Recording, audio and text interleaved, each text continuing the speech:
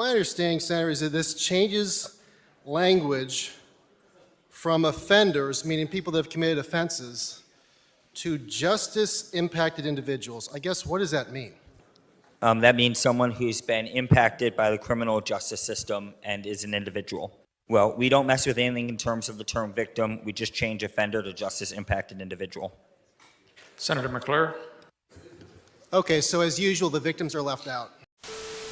Today we start with another Clown World bill, this time out of Illinois. This bill is titled HB 4409, and this actually just passed and will now be put on the governor's desk for signature.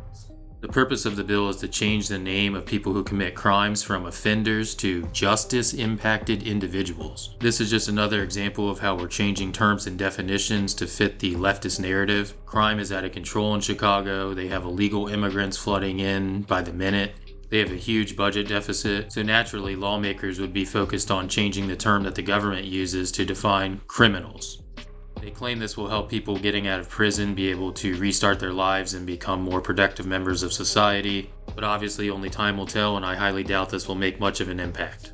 So next time you meet a criminal in Illinois, be sure to not refer to them as a criminal. They are now justice-impacted individuals.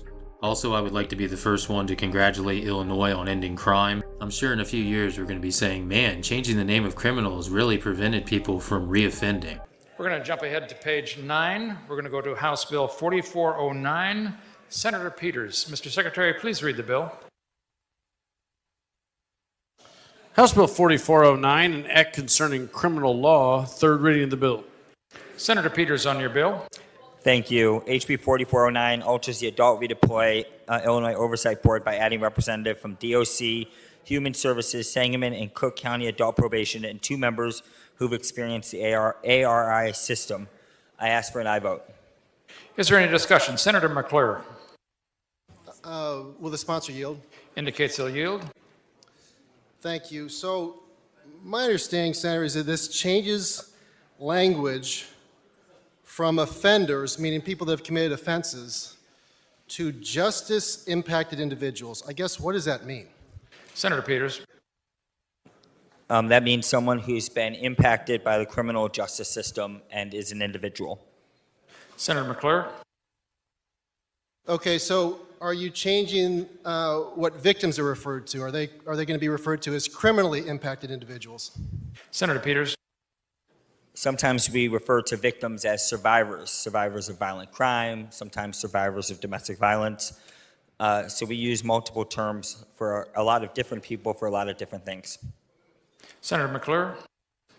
So are you saying the bill changes the word victims multiple times, or is there no change at all to the word victims within the legislation? Or is the word victims not in the legislation at all? Senator Peters. Well, we don't mess with anything in terms of the term victim. We just change offender to justice-impacted individual. Senator McClure. Okay, so as usual, the victims are left out. I'll speak to the bill. To the bill. Thank you. So there's been a tremendous rush in this chamber to take away penalties, take away accurate language to reflect criminal behavior, take away crimes. Most importantly, there seems to be this incredible rush to take away all accountability for people that commit crimes. If a person is going to get on the right path, they have to know that they did something wrong.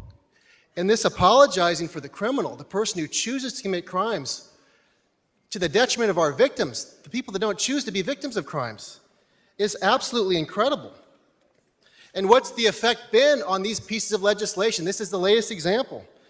Crime is up 38% year to date in Chicago from 2019. Now, I don't have the full statistics statewide, but I think we all can agree that crime is up everywhere. We have seen an incredible increase of drugs that have been snuck into prisons. Year to date this year, we're on pace for a record year all time.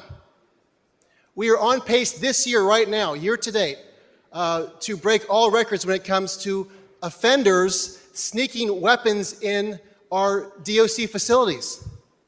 Guess what else is at an all-time high right now? The amount of attacks on our DOC personnel, all-time high. And yet, yet again, the focus here is on these poor offenders. It is absolutely incredible. And these votes matter. These words matter. You know, recently, we had discussions about the Prisoner Review Board. And on this side of the aisle, we talked about how this was going to be very detrimental to the state of Illinois, that someone's going to get killed. And now we've got a mom, Lataria Smith, whose son was murdered not by a justice-impacted individual, but by an offender, a repeat offender. And the lack of empathy for victims and the lack of concern for public safety is absolutely incredible. And that is showing in the statistics that we have to see every day. We see yet another victim. And through all these changes, change this, change that. The only thing that you don't want to change is the behavior of criminals. And guess who's paying for that right now? Victims all across this state. I urge a no vote. Further discussion, Senator Martwick. Questions of the sponsor. Indicates he'll yield. Thank you. Senator, where does DOC stand on your bill? Senator Peters. They have no listed opinion, but I would like to add that they are being added to this as a representative from the Department of Corrections. Senator Martwick. And for those in the chamber not familiar, can you explain a little bit about what Adult Redeploy does? Senator Peters. Yeah, Adult Redeploy is a program that helps folks. It's a diversion program and helps move people out of either anything that could be behavior that can cause them to commit a crime, or if they've been in a bad position, to help them essentially rehabilitate back to society. Senator Martwick. Are repeat offenders eligible for the Adult Redeploy program? Senator Peters. I'm not exactly sure if repeat offenders are eligible. Senator Martwick. I believe it's first-time offenders, and they have to meet certain criteria. And so this diversion program, and I became familiar with it, Senator, because my successor in the House of Representatives, Representative LaPointe, actually before she became a representative, used to work for Adult Redeploy. Do you, and I apologize because this is not about the creation of Adult Redeploy. Your bill merely changes the structure of the board and then some terminology used in it, right? Senator Peters. Yes. Senator Martwick.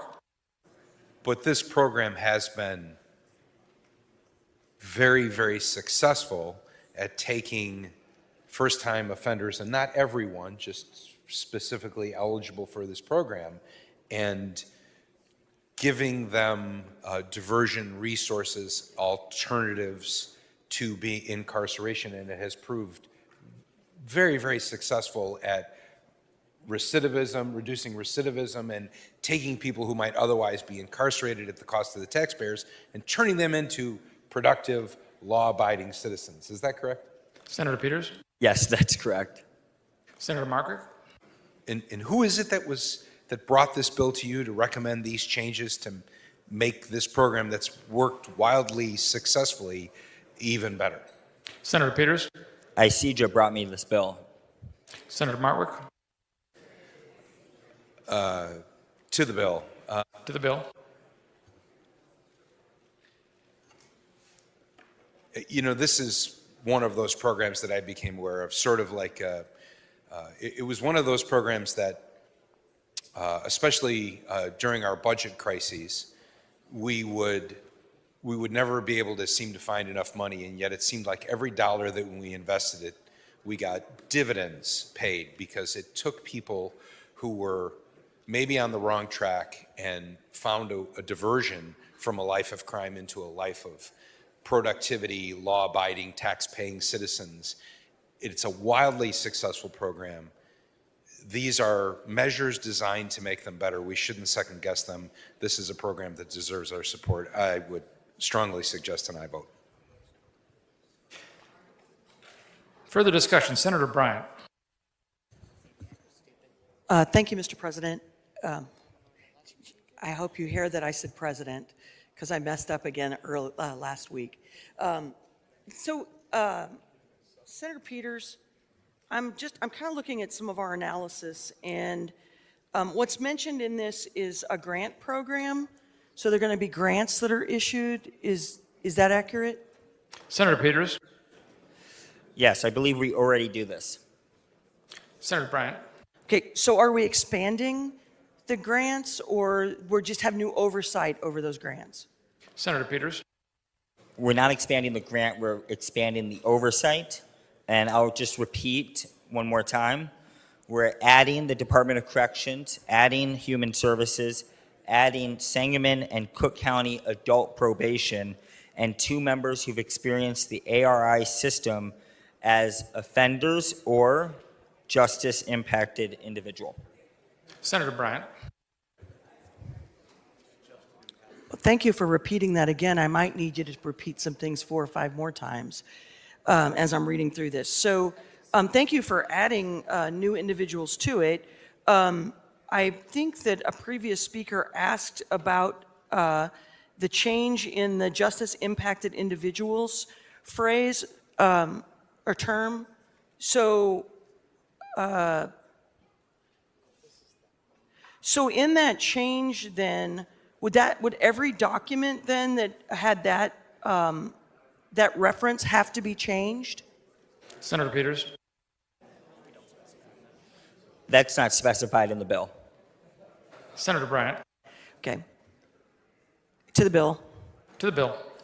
It might seem like a small thing. I mean, obviously changing a term can have a positive or negative impact when we do that. But I would say that over and over again, we keep changing the names for how we are referring to those who have entered into criminal activity. And each time we make that change, each agency has to make that change on every one of their documents. So right now in the Department of Corrections, there's multiple changes that have been made, and it's costing thousands and thousands of dollars just to do a name change. So I would ask, why is it necessary to make the name change? Even if the rest of the bill was okay, which I don't think that it is, but even if the rest of it was okay, the name changes may seem like a small thing, but it costs thousands and thousands of dollars to do that. So for that reason, I'm going to be voting no on this bill. Senator Peters to close. I'll just keep it simple. ARI is performance incentive funding. It is locally defined and controlled. It's generally cost effective and is a form of justice reinvestment. This is good public safety policy.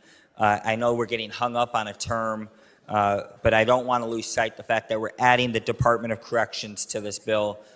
We're trying to make sure that everybody has an involvement in this program. I ask for a yes vote. And the question is, shall House Bill 4409 pass? All those in favor vote aye. Opposed, nay. The voting is open. Have all voted who wish? Have all voted who wish? Have all voted who wish? Take the record on that question. There are 34 voting yea, 20 voting nay, none voting present. And House Bill 4409, having received the required constitutional majority, is declared passed.